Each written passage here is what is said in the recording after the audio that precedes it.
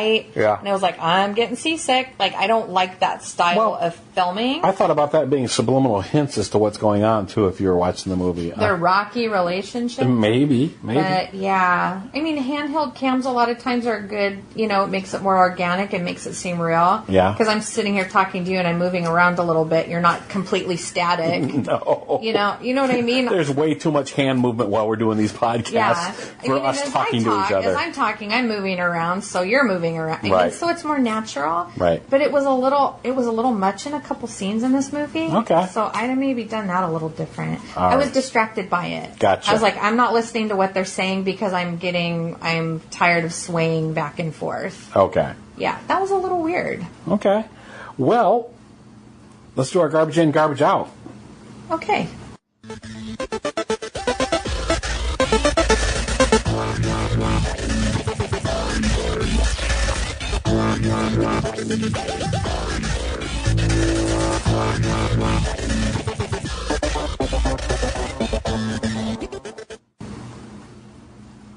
So Sons of Anarchy has been out for a while. Yeah. That's old. That's old stuff. It's old stuff, and we're finally getting around to it. Well, I wanted to say, I don't want to give a spoiler, but I was annoyed that the clown did it. In one of the episodes, one of the early episodes or whatever, I just thought it was funny that everything that we talked about and stuff, that it had to be the clown that was a guilty party. Right. Yeah, it's a spoiler for anybody that hasn't seen it, but who's watching it besides us? It's a long time ago. Anyhow, enjoying it so far. Yeah. It's. I'm still waiting for it to be awesome. Okay. Because it came highly recommended, and I remember when it was airing, it was like a big thing. Yeah. Yeah. You're not seeing that or feeling that yet? A lot of people told me how much I'd love it. Mm-hmm. You got to see it. Oh my gosh. Mm-hmm. So I was like, okay, I'm excited. Okay. But yeah, I'm still waiting to love it. Okay. I don't know. All right. It's good. Well, we finished up Army of the Damned, the last Spartacus. Yeah. What did you think about that? I really liked the first season and the 1.5 season. Kind of ended with a whimper for you? 2 and 3 were okay. I don't know. Tough because the story very much changed. Yeah. It had to by the nature of what they were doing and the story they were telling. So I missed all the political intrigue and those women going after each other, backstabbing and all that. I missed that. Yeah. I got that. But no, it was fine. Okay, yeah. Again, it was just, it's... Is what it is. I don't know. Okay. Dead Space 2 and 3. Yeah. You're saying 3 is your favorite? The one you like the best so far? Well, I'm or enjoying it builds on the series. Okay.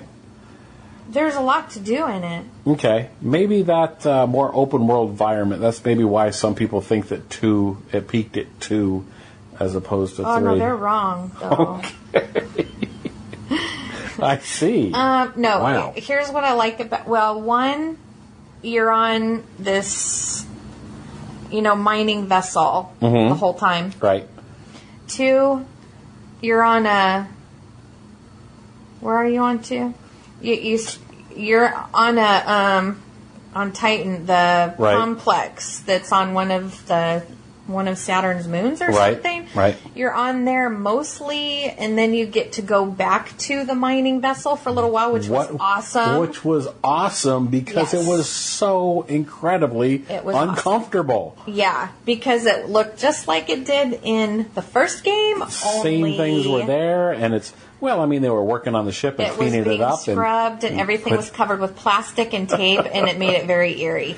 That was awesome. That was awesome, the feelings that you got through that. 3, you're on all different, you're in a shuttle, you're on a space station, you're on a vessel, you do a lot of floating out in open space just in your suit, and I love that. Okay. So,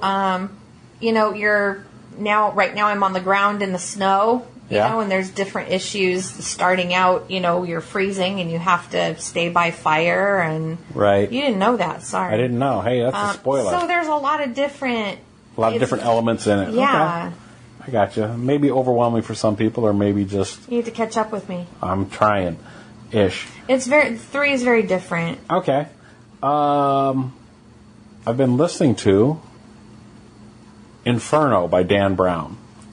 Yeah, and what is Inferno? Inferno is the third book, starting with first one was Da Vinci Code, the second one was Angels and Demons, and then this last one was Inferno.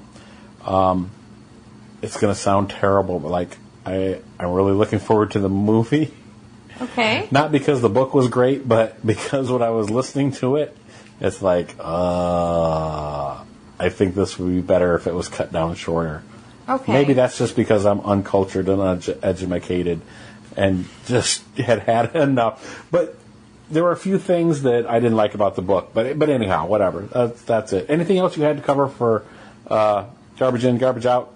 I don't think so. Well, let's get on with that crawling chaos. I've been living in dead space. Yep.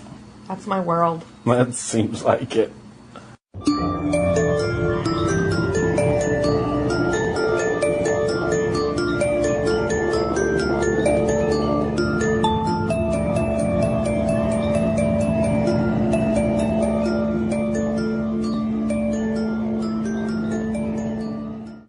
What's our crawling chaos?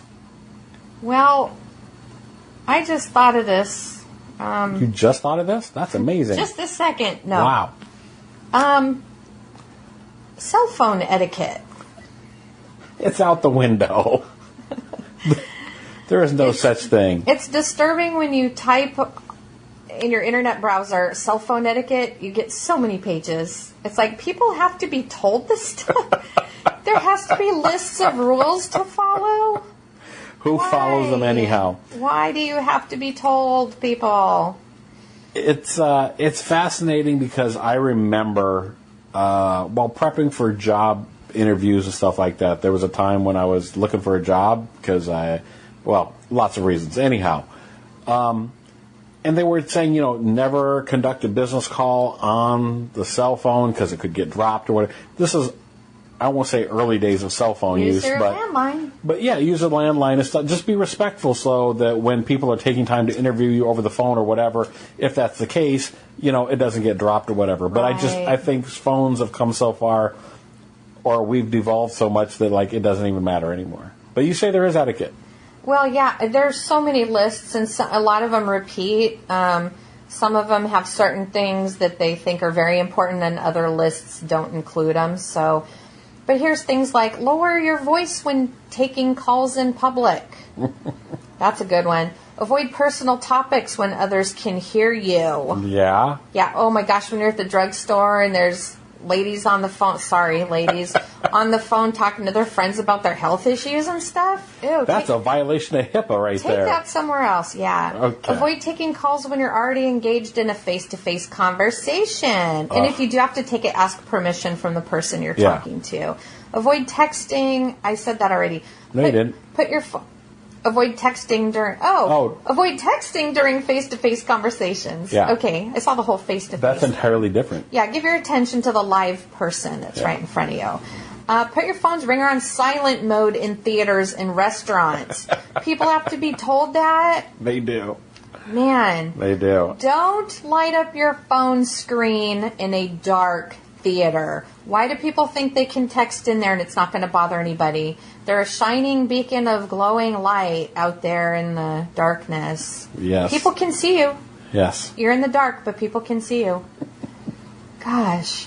Hang up and drive. Oh, geez, yeah. That's an important one that you shouldn't have to be told, but... Yes. Yeah. Here's an interesting one. Acknowledge the delay. All phone calls involve latency, which means there's a delay between when you speak and when the other person hears it. So don't start yelling, "Are you there? Are you still there?" Observe the moment of silence between your sentence, your exchange. That was kind of strange. Okay. But don't use Google Voice call screening with family and close friends. Don't blame the other person for a dropped call. Isn't that interesting? Yeah. It says if you make 100 calls a week, you can expect to experience between 2 and 4 dropped calls. Saying, "I think your phone must have dropped the call," sounds petty and can actually make people feel bad. Oh, okay. So don't tell the other person, "Oh, well, your phone must have dropped the call." It might have been you. Maybe. So it's rude, I guess. I might have just been tired of talking to you. And there's that. You ever done that to anybody? I'm sorry. We must have got disconnected earlier. I'm going through a tunnel. Yeah. Avoid looking things up during a conversation. Avoid inappropriate profile pictures. Facebook lets users synchronize Facebook contact information, including profile pictures.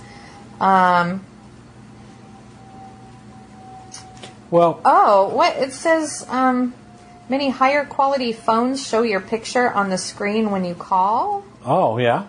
Okay. Oh, right.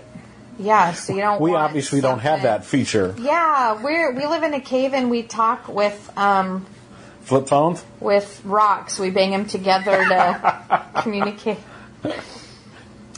Be mindful about Facebook tagging. People should not be told that, but people are very obnoxious with tagging photos. Right. Yeah. Gotcha. Yeah, well, it's awesome when you're out somewhere and someone takes the grossest picture of you ever because you weren't even paying attention. You just happen to be in the background of the photo and you're talking or you have your mouth open or something. And they tag you so that when you go home and you get on Facebook to see if, anything happened while you were gone, and you see a picture of yourself that's been tagged. And there it is. And all your friends have already liked it. And you're like, oh, God. Are we talking from experience at this point? Maybe. I think we might be. This says to You're asking for a friend, right? Yeah, right. Yeah. This says to observe the 10-foot proximity rule. This was on every single list. Keep a distance of at least 10 feet from the nearest person when you're talking on your cell phone. Huh. That's not enough for me. Get that thing 10 yards or more, 50 yards. We're such Luddites. Ugh. Anyway, so you've got that list. We got that list we can put up somewhere. Put it up with the show notes. Sure. And then there was also a list I found somewhere else that these are. It says know where not to use your phone, and I'm going someplace with this. Okay. I have one that I want to add that I didn't see anywhere else. Okay. So I have a new one I'm going to add. All right. Let's hear it. Actually, I don't have to read this list. These should be obvious. But places that are inappropriate for cell phone usage, you should avoid talking in, like public places, bathrooms, elevators, hospitals, waiting rooms, restaurants, auditoriums, taxi cabs, buses, trains, meetings, libraries. Please get off your damn phone when you're in the library. Museums. We have a prairie dog that takes care of that. Yes, we do. Museums and places of worship, schools, lectures, live performances, funerals, weddings, and movie theaters. And also while visiting relatives. I don't know. Okay. It's just fun there. Gotcha. What did you have to add? I'm thinking when you're out and you're on your cell phone, don't point it at people. Oh. I think that's a real problem. I've noticed a lot of times when we're out, if there's a single person sitting at a table, like in a restaurant or a coffee shop or whatever, they have their phone up and the camera is pointing right at you. And I've heard other people say that before. Yeah, they kind of can't help it when they see me, though. Oh, that's not what you meant. No. Okay. It makes me feel really uncomfortable when you look over and the person is pointing their phone right at your face. Well, I don't think they're doing anything. Yeah. But Be cognizant of it. It's a weird feeling. Okay. I mean, especially if someone, I don't want to call myself paranoid, but I'm very private and I don't point your cell phone in my direction. Well, put it on the table and use it or point it down. Yeah. Just be mindful of that. I've seen awkward things where we were sitting somewhere in a restaurant and somebody's setting a table by themselves, but the phone is turned parallel with us. Right. What's up with that? Obviously, they're taking pictures, they're doing something, and there's no other reason that I could think of that you would face your phone away from you. Right. So that's just weird. So, yeah, I get what you're saying. Yeah, it's just be aware, unless be cognizant you're shooting of a picture at somebody or you're pointing yourself, sometimes you have your laptop and people are pointing their phones in our direction. Yeah. Don't do that because I might walk over and ask you, can I help you? I don't think I would. but you might get the bird. I don't know. Don't point your cell phone at people. Okay.